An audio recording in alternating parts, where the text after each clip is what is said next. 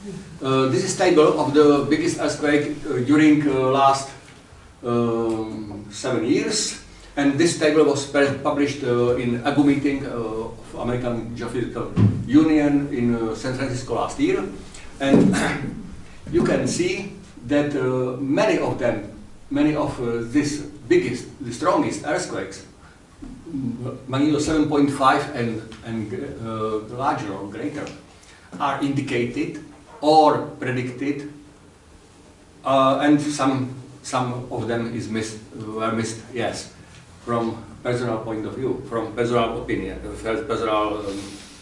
personal troubles. So now I will show you some methods which can be used. Only I will describe only two of them. The tilt measurement, which is operating by myself, and infrared satellite measurement, which is operating by Dimitar Ozunov. And we cooperate with other people from the whole world who measure electromagnetic field, especially in America, water leveling in China, in Central Europe, gravity here in Czech Republic and on Taiwan, resistivity measurement, total electron content. This is measured from space by Sergei Pulinets from Russia, and seismoacoustic and many other methods. Each of them show precursors before earthquakes. It is my apparatus very easy. We measure the tilt of the walls and the roof against the gravity field, and this is microscope connected with computer, and below the microscope is a raster, and measure the position of the raster against microscope, and the precision of the measurement is about 2100 nanometers, which recalculated means 100 nanoradians. So this is now our apparatus, and this is real in operation in Magdalena Jama in Postojna cave system. This is a satellite measurement of infrared made by NASA or operating by NASA. So this is our first good observations before the big strongest earthquake, Sumatra magnitude 8.5 in 2007. We started our measurement here in Příbram in 2007, and this picture is on our monograph on the title side, because this typical example what can be observed before earthquake, starting several weeks before the main shock. Here the tilt is increasing, or stress is increasing in Central Europe here, and noise is increasing too. We can see the periods of increasing stress and decreasing stress during the year, and we can observe such as strongest changes of the tilt or stress field here in Central Europe, which is connected with global stress field. So this anomalous stress rise started after Taiwan earthquake 6.2 and reached the high level 10 days before the main shock. Another best example is Sichuan earthquake. The red curve is our component of tilt, measuring here in Příbram, in north-south component. The black curve is a theoretical tide. Theoretical tides here in Příbram, and you can see that theoretical tide has period of 12 hours approximately, and we observed diurnal period inside the signal. And the noise showed that the maximum of noise was after midnight. Practically at the same time when in Sichuan Basin was noon, when the sun was in the zenith. This is measurement in Sichuan Basin made by Chinese colleagues, Xiao and Ali published it 2009, and they measured the resistivity of rock mass and observed the same diurnal variations of the resistivity. It means that both of parameters are connected with stress field in Sichuan Basin and here, and the difference between stress field in Sichuan Basin and here is solely done by traveling of seismic waves. It means that the stress field, which was generated in surrounding of the Sichuan Basin, was transferred to Central Europe. And you can see that the amplitude of this tilt is 3-4 times higher than tides here. The same situation is before and around the biggest aftershock, and before the Iceland earthquake, which was strongest for the last 10 years. And you can see that this diurnal period describes us the highest stress fields, the highest stress in Central Europe and in Sichuan Basin too. So we can recognize these precursors which are connected with stress field. And this was the first unofficial prediction, because my colleague, this is engineer of electronic, recognized this diurnal period and mailed me that something big will happen during the next days, and the second day was occurred the Sichuan earthquake. This is the first our successful prediction. It is in Kuril earthquake 2008, magnitude 7.3. We recognize the same peaks of noise practically at the noon. At the midnight, sorry, at the midnight.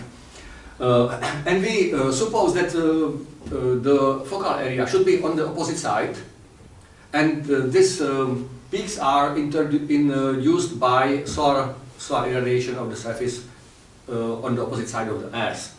So we predicted that, according to previous examples, we predicted the magnitude of 7 and higher on the opposite side of the Earth, probably on Kuril Iceland area.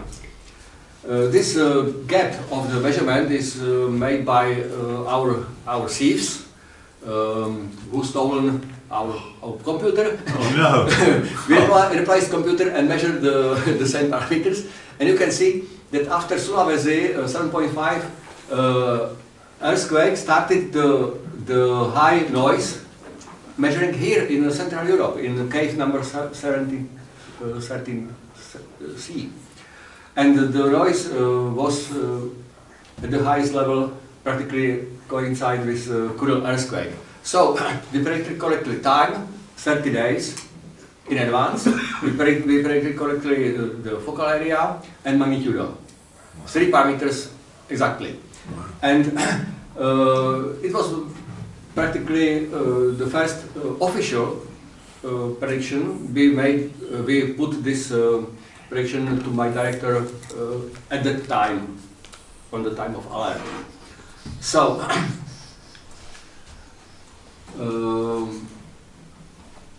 another very nice example is Tonga earthquake, magnitude 7.6. You can see that at that curve, this is north-south component of the tilt, measuring here in Chibram, is changes before strongest earthquake. Kurili 7.4, Indonesia 7.2, and Tonga 7.6. Yes, and this is approximately 8 days, 9 days. And according this changes, we predicted. No, it is not the prediction, but only example that. Here in Chibram and Lubenik in Slovakia, we observed practically the same variations of the stress field, and we could recognize the beginning of the stress wave and the ending part of the stress wave which finished by my main shock. And here, these peaks, they are not noise. It is reaction of the massive to ventilation. They switch on the ventilation only for the during hours, for 8 hours, and you can see 4 working days. And now, after coming the stress wave, the response of the massive increased twice, almost twice. It means that the stress field was higher, and Tonga earthquake practically stopped this high response of the stress field. And according to my opinion, Aquila earthquake is aftershock of Tonga earthquake, because it was redistributing stress field before and after Tonga earthquake.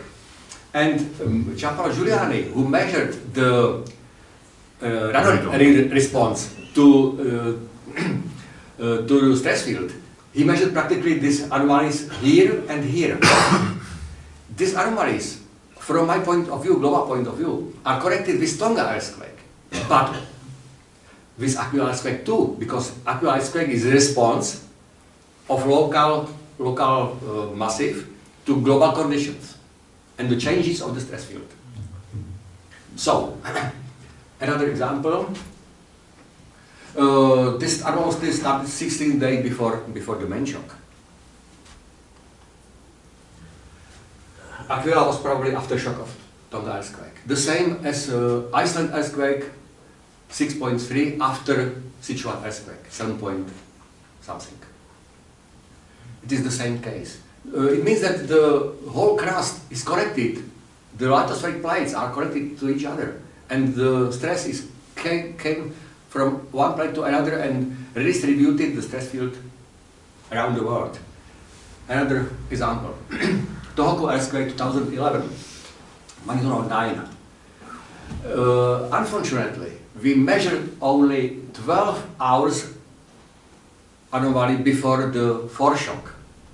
Only 12 hours. We didn't predict this case. And at the time, I mailed to Japan colleagues who measured the reflection of the radio signal from ionosphere, and they detected anomaly at that time, but outside the coast, only above the future focal area. But as I told yesterday,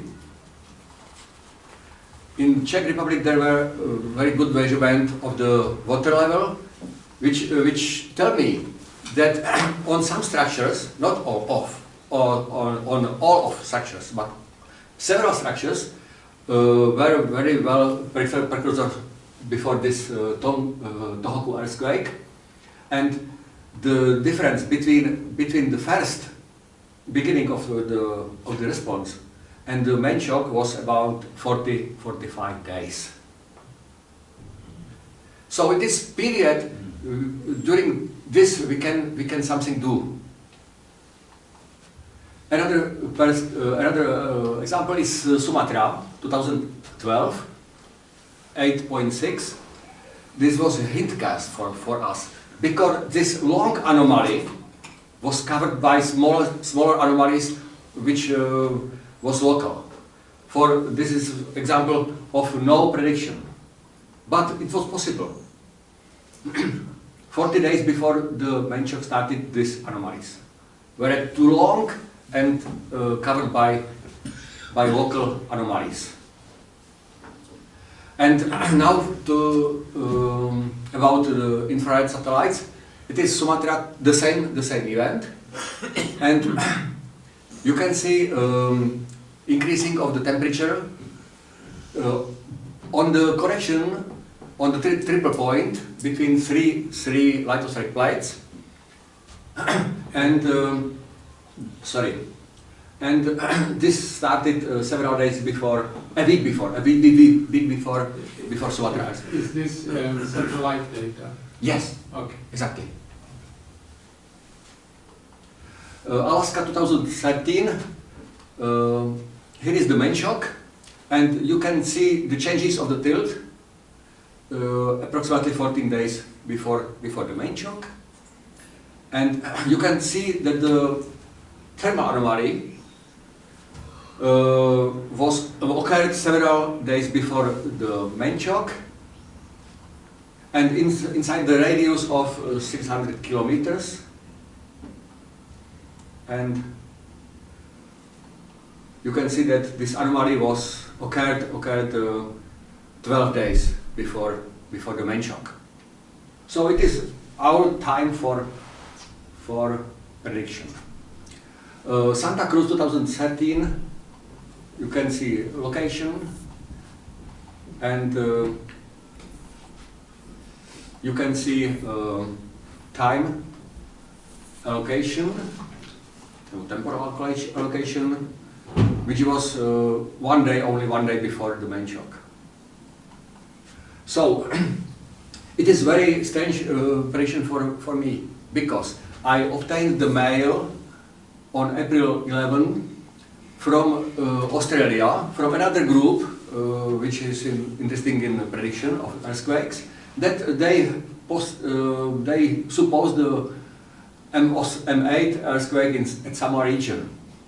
I compared the behavior of all tilt network, which occurred before Samoa 2009, and I answered them that the situation is different, and we can observe since April 4 that there is big stress wave on the north-south fault, and maxima of peaks are before noon, which shows the position of the local meridian of the approximately 60 degrees to the east from Central Europe. I predicted Pakistan-Afghanistan area. And this is my observations. And you can see the beginning of the nucleation phase is here. The peaks before noon are here, and here is main shock. Practically the next day after my answer to Australia. So it is a correct prediction of all three parameters. This is the same. It is another Pakistan event by satellites. Was inside 300 kilometers radius, and this anomaly occurred several days, practically 7 days before the main shock. Another example, Chile 2014, the same changes of the tilt. I found that if the north-south component is going down, it means going to the south.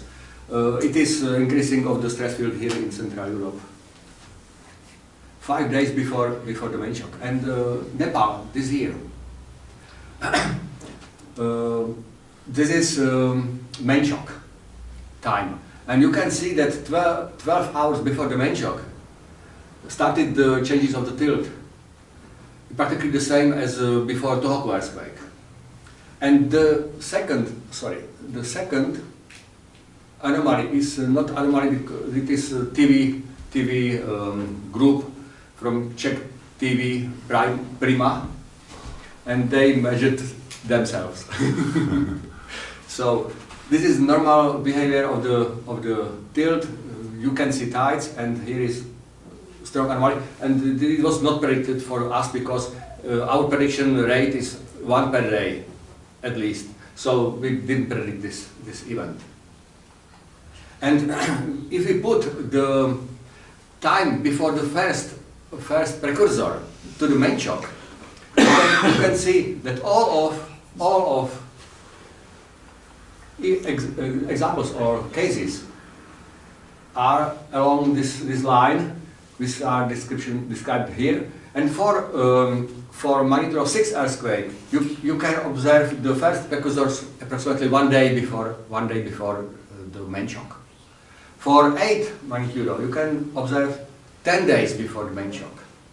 And for 9, it is 2 months. So we have, for the strongest earthquake, we have time to predict in advance, several days, several weeks. The main shock. So my conclusion is that earthquakes are predictable, and according to statistics, we found that we correctly predicted in the test between 2011 and 2014. We found that we correctly predicted 60 up to 80% of the strongest earthquakes. We have some hindcasts. For satellites, for example, cannot recognize the polar areas. Some cases were covered by local anomalies, and we produced two false alarms too.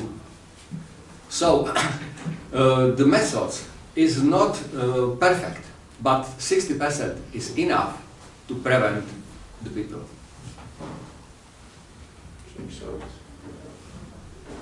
So real-time tests have shown a consistent presence of the thermal barrier signals associated with M7 plus earthquakes. Some improvements in the detection been achieved.